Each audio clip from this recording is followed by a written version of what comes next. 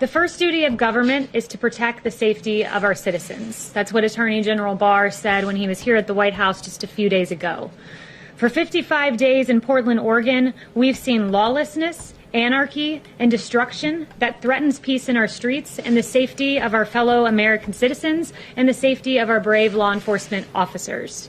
Yet some Democrats and some in the media continue to ignore reality. Call it like it is. A specter is haunting the United States. It's nothing less than a radical communist political conspiracy. What we are seeing across the United States is funded in large part by corporations engaging in Chinese slave labor and the notorious unchallenged usurpation strategy of George Soros. And like the sublime perfect masters of old, Soros will take nothing less than the collapse of the United States at any cost. President Trump is a con man and the ultimate narcissist who wants the world to revolve around him. Soros' network is massive, where a league of outlaws fueled by an endless stream of funding, Marxist ideology, and peer pressure answer to centralized radical left organizations that in turn receive public support from communist-leaning Democratic leaders and Mockingbird media, all tied into Soros' grand strategy. They put us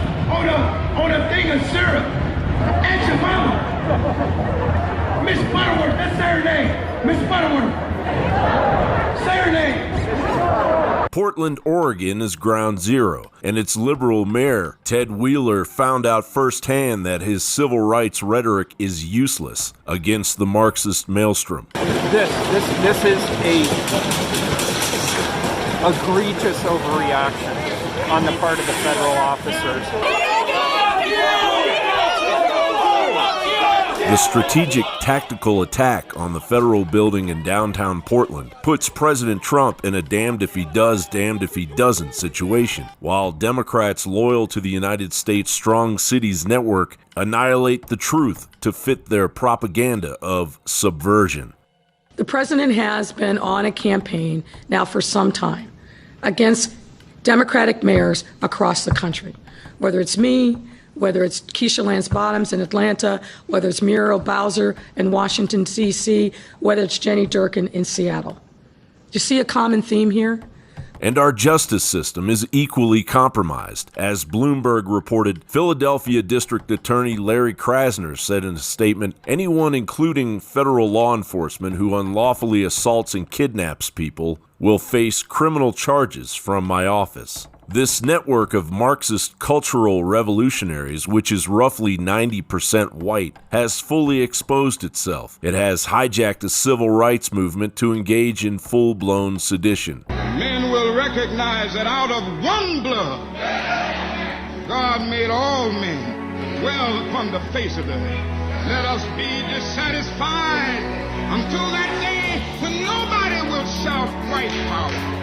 When nobody will shout black power, but everybody will talk about God's power and human power. Would Martin Luther King's movement of nonviolence continue to march as innocent Americans died in its wake? As American small businesses were torched by MLK's followers? We all know the answer to that. It's an obvious, resounding no. Every summer, we are going to have this kind of vigorous protest. My hope is that it will be nonviolent. I would hope that we can avoid riots because riots are self-defeating and socially destructive. Jon Bound reporting.